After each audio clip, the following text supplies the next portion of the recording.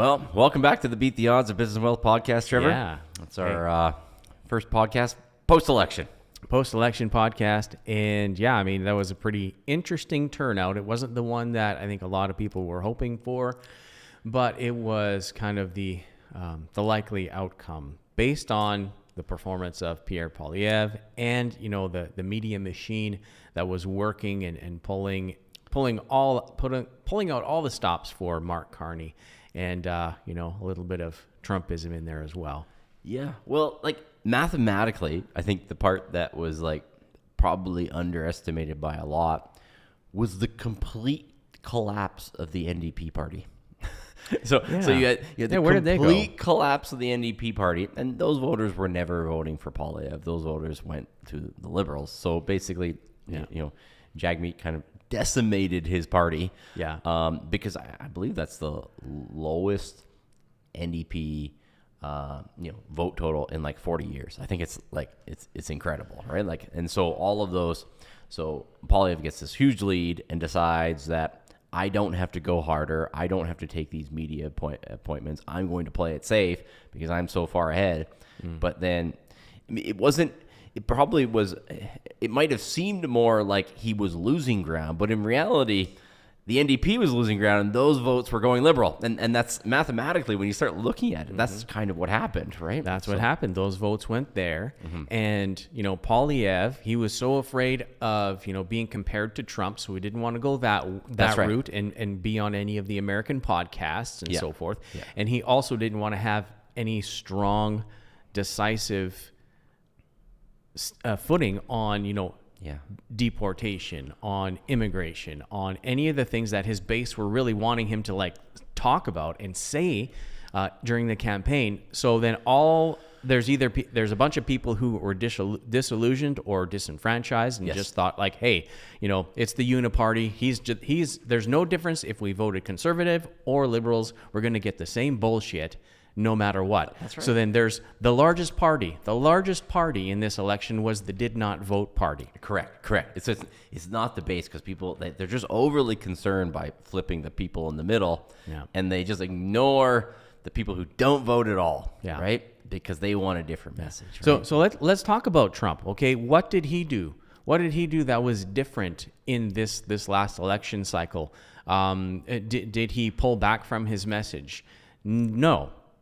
He got even stronger and more bold and pointed fingers at, like, you're going down. Like, this is going to happen. We're going to deport these people. We're going to make this, you know, the most prosperous nation ever, and so on and so forth. So that those people who are maybe undecided, maybe sitting on the fence, they're like, okay, we're going to pick a side. We're tired of this nonsense that's going on with the DEI and all of that stuff. We got to do this. And what happened? Yeah, I mean, that he basically mobilized eligible voters who normally don't vote. There you go. That was the difference. Yeah, that was the difference, right? And strategically, like, love them or hate them, it's like strategically that's the way. Like, they spend so much time with a very small group in the middle who are willing to flip either way, and very little time focusing on the people who, like, they're so disillusioned they just don't show up. Yeah, and it's a bigger group, right? And Poilievre could have went that direction, but he was so far ahead he felt he didn't have to, but probably underestimated the collapse of the NDP party, and all those voters, they were never going to flip conservative. No, they'd rather perform Harry Carey than vote for a conservative. So here we are. So, but now we have a different issue. Okay, different issue. Moving on to a different issue already. All right, because, you know, today we're going to talk about, is Alberta going to separate from Canada? Because immediately after the election, all of a sudden you start getting the separatist rhetoric coming from Danielle it started before, though. It started months before with all the scandalous stuff that's going on with Trudeau, right? Yeah. All of the scandals, like the Green Slush Fund scandal, all of the, you know, LNC Lavalin, and there's a laundry list. There was a senator who went on for 15 minutes just listing out all the scandals of the Trudeau government. Well, he was able to kind of squeak away scot-free on that. So separation talks were way back then as well. Yeah. And we're going to find out today it's even further back. Yeah. And I'm going to break some hearts here, right? Because it's always the quick solution that sounds easy. But I'm going to break it down for people about why this latest separatist rhetoric is actually counterproductive. Whether you are in favor of separation or not, the current rhetoric is counterproductive. And I'll break it down kind of exactly why. Okay, let's first just start with, the change that Danielle Smith implemented in terms of, how many signatures you need to trigger a referendum. Okay, so the first step is like, in order to trigger a referendum, we're talking 51% of the province. You need 51% of the eligible voters to vote yes, right? Or 50% plus one. So if you want to send a strong message, reducing the number of signatures required from 600,000, which would be 20% of the eligible voters, to approximately 175,000, which would be 10% of the voters who voted in the last election. Okay, so from eligible voters to actual voters from the last time. Okay, 175. But we're talking about a province that's headed towards 5 million people in population. Yeah. So you're talking about a referendum that's going to happen with 2.5 million eligible voters at least. You're talking about having to get over 1.25 million votes in order to get this thing passed. The last thing you want to do is lower the bar. Like, it's just complete weak sauce. Like it's just like it's a weak sauce way to start the conversation. Well, for me, like we were talking yesterday, or maybe this morning, and all it does is it puts more gasoline on the fire of talking about separation, but it also brings out the grifters. It brings out the weasels and so forth from the discussions to try and cloud the actual movement of separation and what actually needs to be done to make it happen in Alberta. And it's not as simple as everyone thinks. Yeah. It's going to be very, very challenging and difficult to get it done. And what we're trying to do here today is remove that false hope, because that false hope is like, it might be temporarily easy to deal with for some people, but it's like, it's not going to help you. Okay. Yeah. It's not going to help you. This podcast is designed for the average Canadian to increase their net worth. And some of them are sitting there in Alberta saying, well, if we just vote to separate, everything's going to be great. So first of all, if you needed to lower the bar from 600,000 signatures to 175,000 signatures, it's like you're not ready to get 50% plus one of the vote. You're just not ready. You're not there yet. You haven't garnered the political will. There will be so much opposition and so much fodder for people to say, oh, only this percentage of people voted for the 5 million of us in Alberta. Yeah. So there will be that fallout that would happen. Yeah. Right? So, I mean, spending time and money and effort on a referendum when you only had 175,000 signatures. Not enough. Going from 600,000 signatures in 90 days to 175,000 signatures in 120 days. It's like, it's just a weak sauce way. Like, it's just like, it just demonstrates the weakness of your position right now, right? And we can walk through what actually would have to happen, because it's my view, like, I actually have maybe one of the most unpopular views in the subject. And I actually think, an actual separation discussion, a thoughtful separation discussion, is the most likely way to actually strengthen Confederation. Because I don't think having the economic engine of Alberta subdued is good for the entire country. Like, it's just not. It's just not good for, raising revenue of the country. But we are economically subdued here in Alberta. Like that's there. There's no doubt about it, right? And let's look through the history of that, okay? So 2018, Bill C-74, and that introduces the federal carbon pricing system, okay?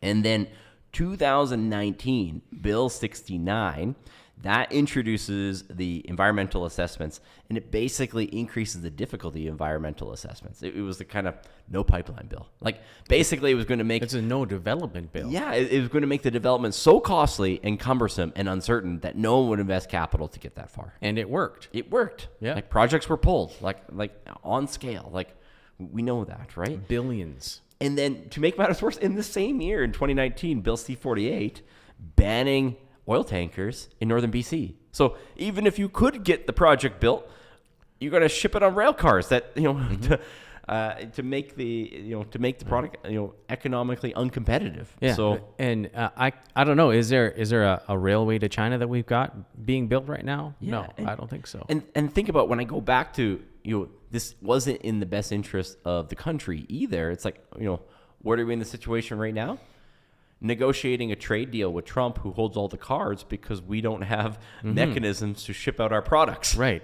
And when Pierre Poilievre said that Canada is stupid, he wasn't wrong, because we have no other mechanism to sell oil or natural gas to anywhere else in the world, really, because we haven't built any pipelines. We don't have any infrastructure that's built. We're being completely roadblocked by Ottawa the entire way, and other provinces are also wanting to stand in the way. So, really, when it comes to us having leverage, we got none. Yeah. And I wish Pierre would have talked more and more and more about that and gotten on more podcasts to talk about that, but he didn't. Missed opportunity.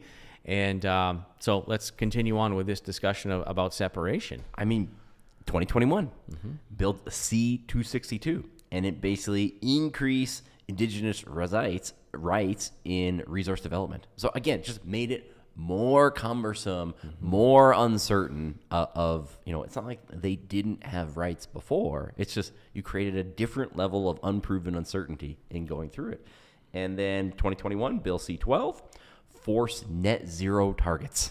I mean, forced net zero targets. Like it's just like here we are, and you see this trade war, and I talking to people. I was stuck in the Manila airport, and I was talking to some Canadians because the Air Canada flight was, the plane broke down, and so everyone's stuck in the airport, and most of them are Canadians, and they're talking about pulling the liquor off the shelves. I'm like, stupid. You're pulling the liquor. You think that's going to make the Americans run scared because you're pulling the liquor off the shelves? Like what would make them run scared if you realize that Canada has oil, that the world still runs on oil. We have a tremendous amount of natural gas. We have the most high-grade uranium in the world. We have highly desirable potash that can be sold anywhere in the world. What would really make them run scared is to realize that we have mechanisms and the resolve to sell it to the rest of the world instead of them. Which we don't have. We don't. And we painted ourselves into this place, right? So when Pierre said Canada is stupid, Canada is stupid. Sorry if you're offended by that, but that is the dumbest thing to have. We have one customer, and that customer is going to love us forever, and they're going to, always deal fairly with us. No, they have all the leverage because they can choose to buy it or not buy it. Yeah.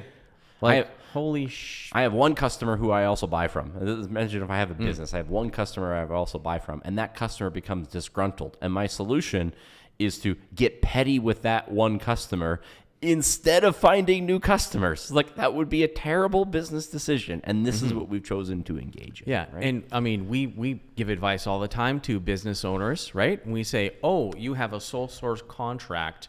It's the only source of business you have. You should probably, get some better marketing and build your team out and find more customers. Because if that guy changes their mind, whether it's the government or someone else, you're hooped. And where are we right now? Mark Carney, he's going to elbows up and he's going to fight Trump. It's like, what the hell are you talking about? I want to swear, but this is a family-friendly podcast. Are you five? Like, right? Like, we have highly desirable products that are desirable all throughout the world, and we can't figure out the solution. Like, the solution is painfully easy. It's like, can you build those trade networks tomorrow? No. Will it take 10 years? Also, no. If you started now, like, this is easy. It's relatively easy to solve. In the short term, you could bridge the gap, like, because you're going to bridge the gap. It wouldn't be as economically painful as locking everyone in their houses for 2 years. Right? Like, it wouldn't be as economically, you wouldn't have to print as much money as you did to lock everyone in their houses for 2 years to bridge the gap while you establish new trade networks. Like, mathematically, that's a relative certainty, right?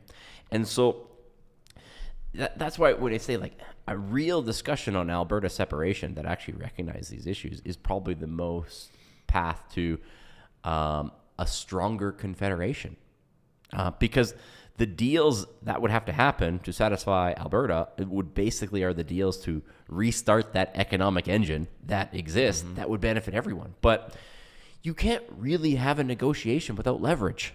Got to have You leverage. can't have a negotiation with leverage. Canada can't have a negotiation with Trump on trade deals when he's our only customer, when the U.S. is our only customer. And Alberta can't have a negotiation on separation when we don't have the ability to walk away. And, and precisely. And I'm going to like break this down for people because people don't understand. It's like Alberta's like the abused spouse and they're threatening to leave, but they don't have a driver's license or bank account. Mm-hmm. And the abusers like they just don't believe them, right? Yeah. And I don't mean the 300 plus idiots in Ottawa. I mean the bankers who actually run the joint in Toronto. Yeah. Like they don't believe the rhetoric, right? Yeah. You need to do something that strikes the fear into their heart and makes them, be a little bit nervous about Alberta actually making a different deal so that, it affects their bottom line, right? So when we have that, there's nothing in place right now that's going to do that. Whether you got even half the province to vote some kind of referendum, it can't happen because we are still tethered to the Canadian system. We can't do it. We can't do it just yet.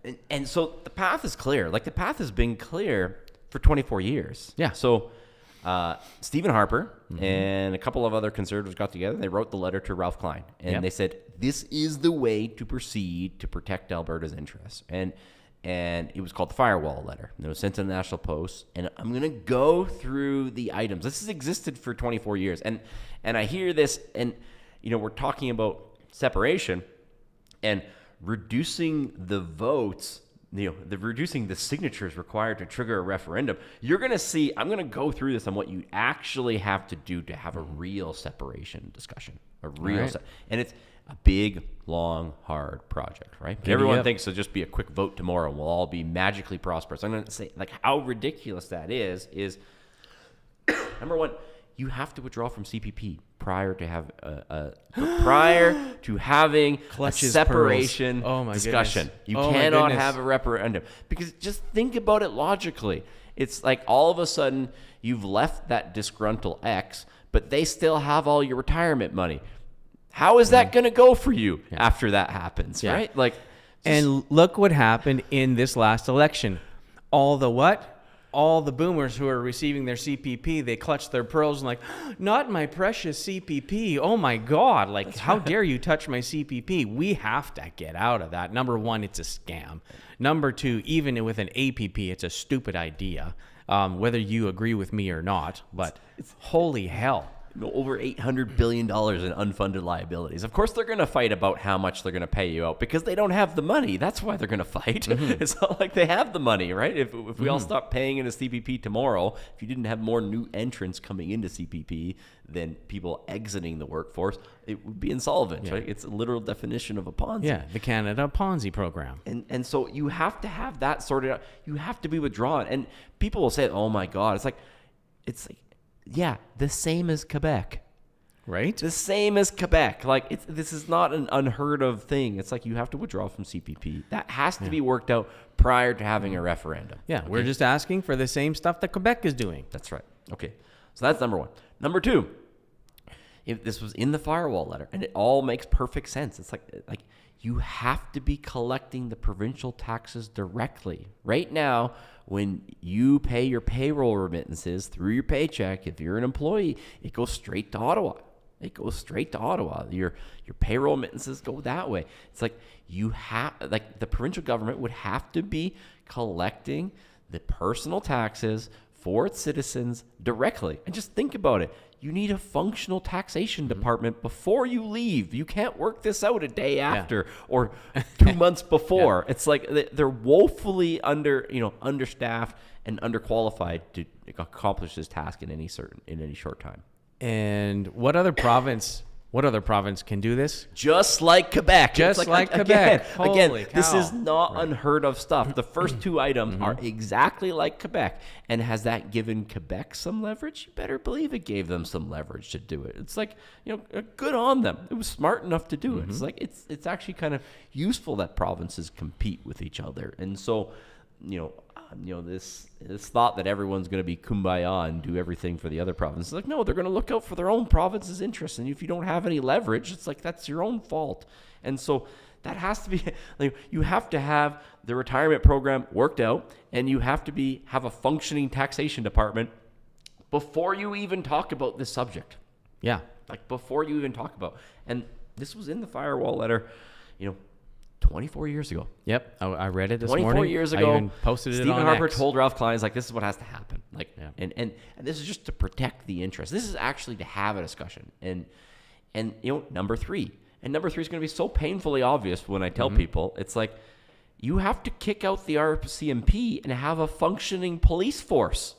Just think about it, people. It's like, you have to have a functioning police force before you can be a sovereign nation. It's like, this is very, very basic stuff, right? And, the RCMP are currently under contract until 2032. And these are long-term planning issues. That might not be what you want to hear. But I believe when Stephen Harper wrote this letter to Ralph Klein, it was 2001, and the RCMP were under contract at that time until 2012. We could have been out. He was being very thoughtful, and he was being very forthcoming. It's not like, oh, we're just going to reduce the signatures and get this done quickly. It's like, it's like, I'm sorry, either I can't say it. It's like either Danielle Smith is too stupid or she's a fake freedom fighter. And that's hard for me. And it's like, and people might say it's like, oh, what are you, an NDP or something? It's like, no, I'm just a realist. I actually think it's reasonable to have a separation discussion. I think it's probably the most logical path. It's a high risk, high reward path to a stronger Canada, but it either results in a stronger Canada or a stronger Alberta, one or the other. That's right. But in order for it to actually happen, it's hard, and there's multiple, years and pain that we'd have to go through, because I'm going to keep going through it, and it gets harder. It gets harder than the first three. All right, okay? Let's bring the pain. Okay, here's the pain. Here you go. Ready, people? You got to withdraw from the Canada Health Act. Non-compliance in the Canada Health Act. Oh my gosh. Okay, and what? People would lose their ever-loving minds. That's right. Right? But let's break it down. What does that actually mean? What does that actually mean? Okay. That means the federal government is going to stop sending you $5 billion a year. Okay. They're going to stop sending you $5 billion per year. And people don't put this in perspective, but what's the Alberta government revenue per year? It's about $80 billion. I'm going to go round numbers. We get $5 billion, right? We get $5 billion in health transfers that would disappear. Now, we could fight them in the courts. That's how this likely, stems, but that funding will end the next day. They will cut off that funding. They will play hardball on that. And that's, best case scenario. That doesn't resume until a lengthy multi-year court battle. Best case, worst case scenario, it's gone forever. That is the likely result. And so people have to wonder, okay, that means, and I'm not for this, we're going to run up a bunch of debt. I'm just tired of that. I'm just tired of that bullshit. It's okay, so that means, we have to raise tax revenue by 7 or 8%. Across the board. In somehow, some way, whether that's, resource revenue, whether that's personal income taxes, sales tax, whether it's a sales tax. It's we're getting real, people. Yeah. There's going to be some pain to get there if you actually want to get yourself in a position.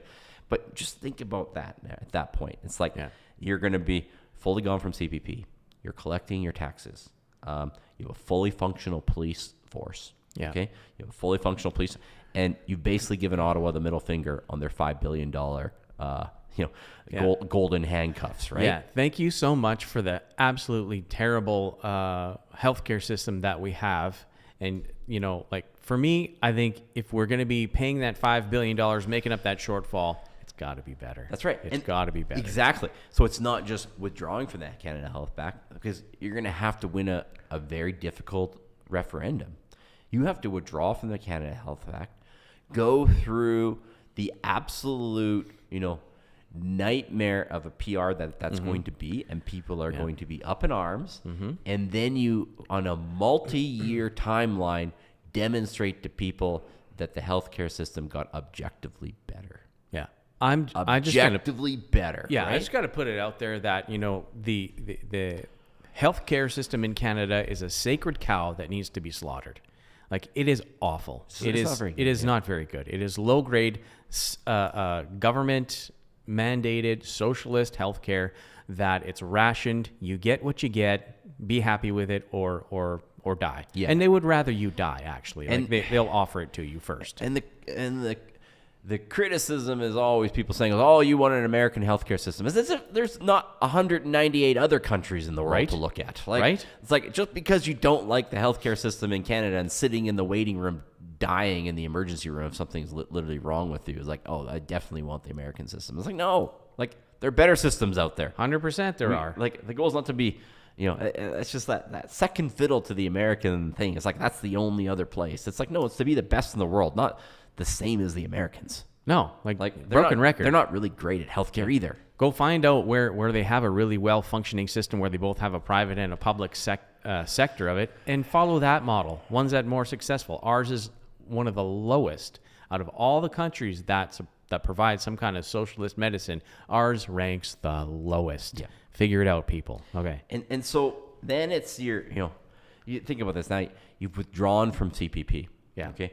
You're collecting provincial taxes. You have a functioning police force, and you have a functioning healthcare system that is now demonstrated to be objectively better than the previous one. Okay. You're paying some extra taxes for this to happen.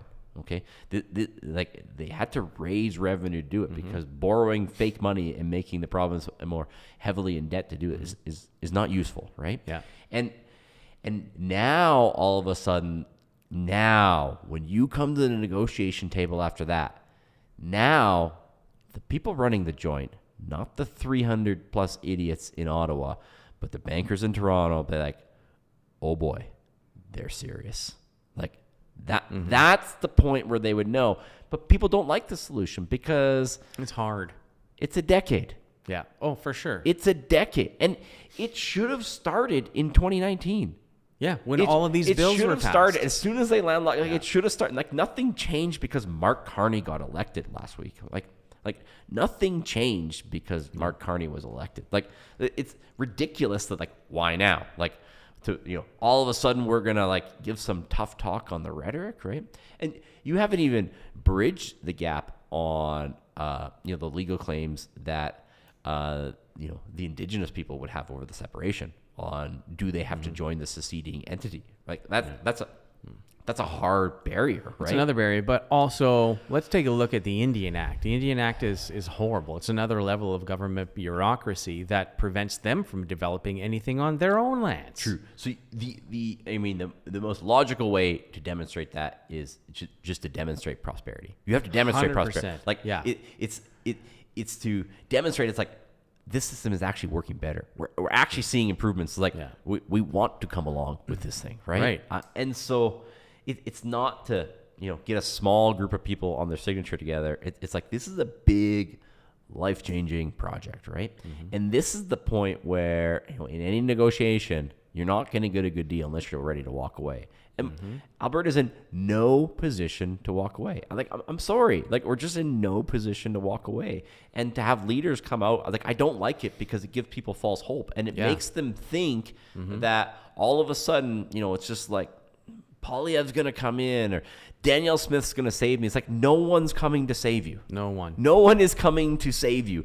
And then the more I hear from them, it's just like the worse it gets because it's completely illogical, right? So this is going to be a complete and utter distraction, the way this is being run out. As soon as I heard that the signatures dropping to 175, like, that's the most weak sauce thing I've ever heard. Yeah. So the thing is, like, if we actually went through the process and got all of these things done that were in the firewall document, then we actually have leverage.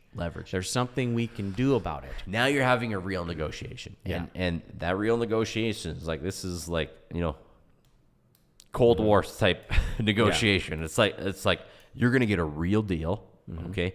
And you're going to get a real deal, or Alberta's going to separate. Like, Yeah. and like that is the outcome of it.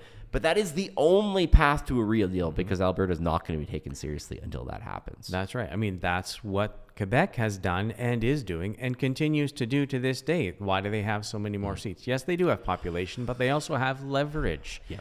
Like they get everything that is asked of because they have these things in place already. Yeah. You would start with, once you have those, leverage issues in place, like once you have those 4 items in place, again, in the firewall document, is you would advocate for equal Senate representation. Alberta has 6 Senate seats.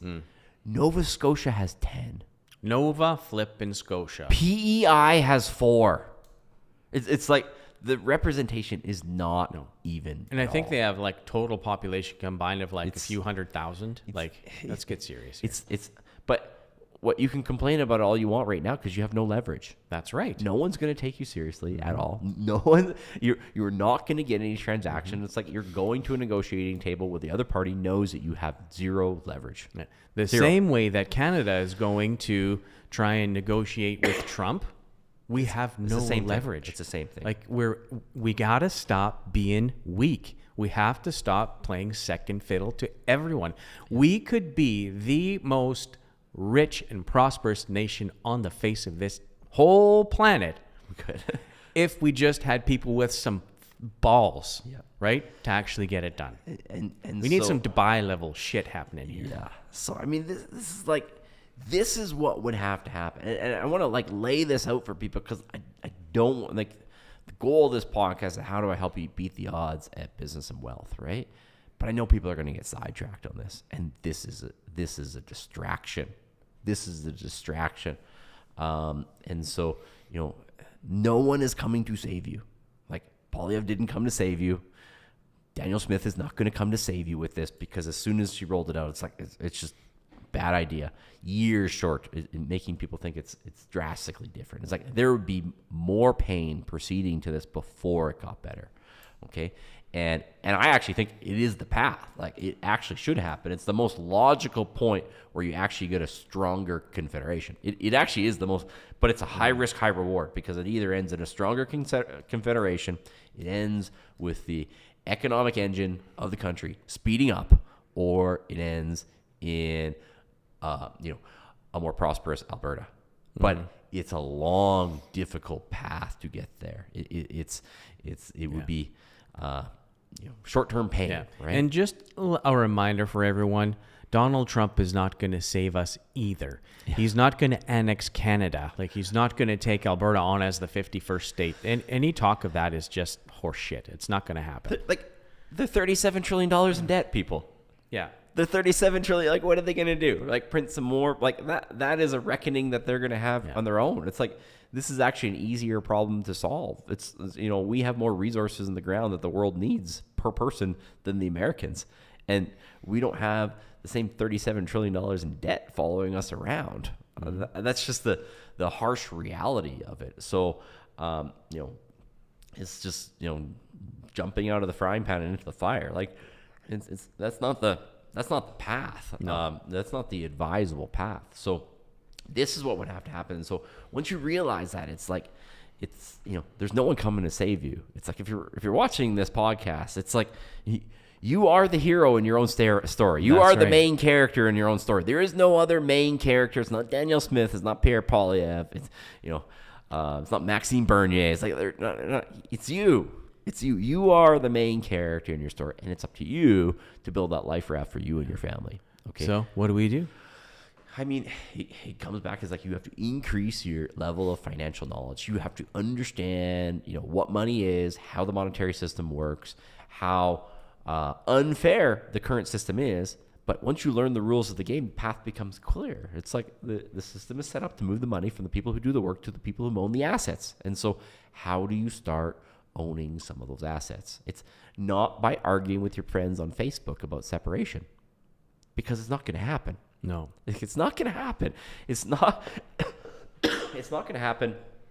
We're not even having a realistic discussion about it until those things are accomplished, and those things are multi-year projects. It's like, you're going to separate tomorrow without police force? You're going to separate tomorrow where the old party still holds all the retirement savings? Like, come on, what are we talking about, really? Like, Nonsense. It's nonsense. You're gonna get a 50% plus one vote when you couldn't even get 600,000 signatures. Like, stop. Like, stop being ridiculous, right? It's no worse than the boomers saying, "Give me my CPP because we saved." It's like, no, you're broke. Like, it's just like, run the numbers. Like, you're broke. Like, we're heavily indebted. You didn't save anything, right? And if they did the math, if they took that same amount and invested it over time, they would have come out way farther ahead. People want easy solutions, but the best solutions are long. The best solutions are long and hard, and that is the path. So it's like, I have like the most unpopular view about it. It's like, I think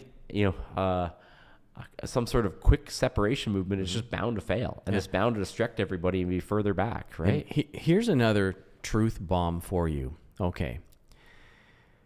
Politicians get voted in every 4 years. If this is a 10-year project, yes, how the hell is anybody going to, be voted in the next term if they're separatists? If they're a separatist movement, say Daniel Smith wanted to separate, do you have any idea how quickly the left and the pearl-clutching boomers would vote her ass out? Yeah. Like, seriously, it's not going to happen. It's hard. Like, look, they went down the CPP path, and then they backed off of it. Yeah.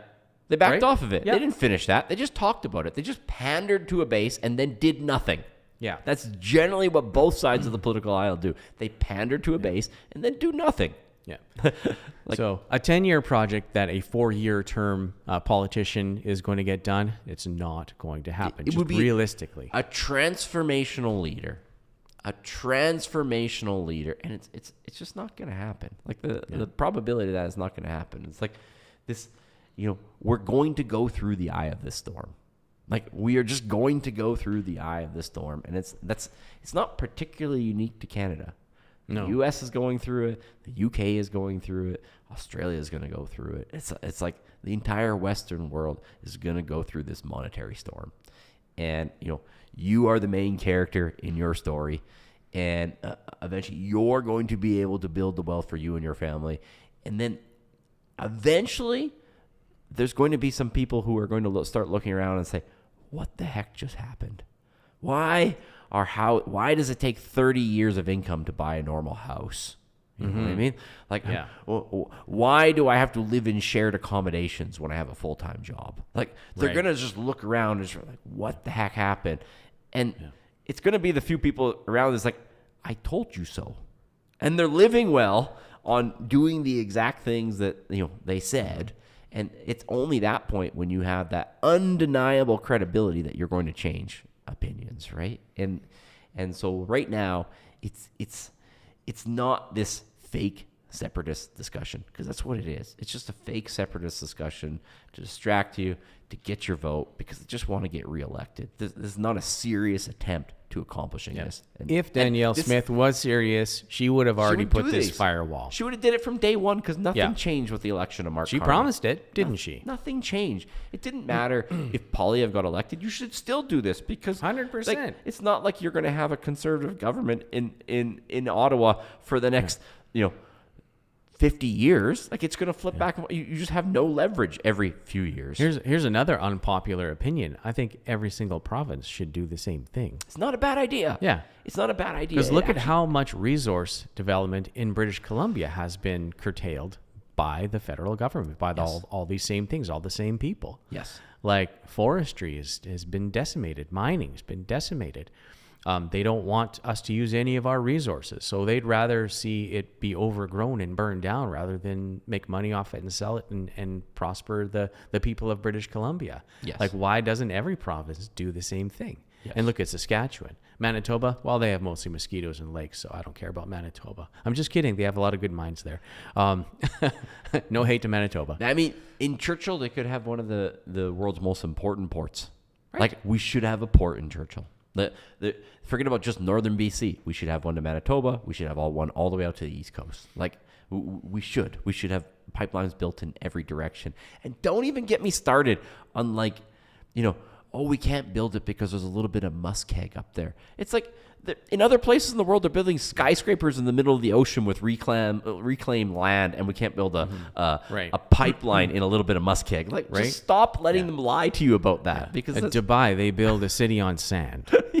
Okay, it's like sand. It's jeepers. Yeah, it's the small-minded thinking of Canadians just bothers me to no end. Yes, it's a real thing. We got to get out of it. And so people watching this, it's like, this is the unpopular path. Like, this is the unpopular path that, elbows up Mark Carney wasn't going to make it better. Pierre Poilievre is not, the career politician wasn't going to make it better. I'm going to start calling her fake freedom fighter Danielle Smith is not going to make it better. It's you. It's you. You are the main character in your story. It's completely up to you. No one's coming to save you. And you're going to have to succeed despite the odds, because you're going to increase your knowledge. And it's then and only then, once it becomes worse and worse and worse, and people starting, even though that's getting worse, they see a few people starting to live better and better and better. And only then are they going to realize, like, maybe I should listen. Maybe what is actually going on? And because really, the politicians, you just care about getting elected every 4 years. That's right. They're not going to do anything until they have to, until it is so painfully obvious that there is no other choice. It's like when the COVID mandates come down, when they occupied the Capitol and shut down border crossings, and they'll tell you that they beat it back and they did it. It's like, no, it was over. Like, there was no other way out to maintain those mandates. Like, it just ended. Like, that's what ended it. And they tried to sell it in a different direction by freezing the bank accounts, but the people ended it. And that was it. It was no one who was elected that ended it. In fact, they all stood in the way on both sides of the aisle. That's right. All of them, right? And so, you are the main character in your story. It's like, and your time is now. Your time isn't the next election or the one after that, or after you move to some another country where it's going to be miraculously better. Your time is now, and you can succeed here, and you can do it. All right. I think that's it for the podcast today. I hope you found it entertaining and exciting, and hope it didn't dash your hopes of Alberta separation too badly. But it's going to be a lot of work, and it's going to be difficult. But, life is difficult. And, being poor is hard. Being rich is hard. Choose your hard. That's all I got to say. See you then, folks.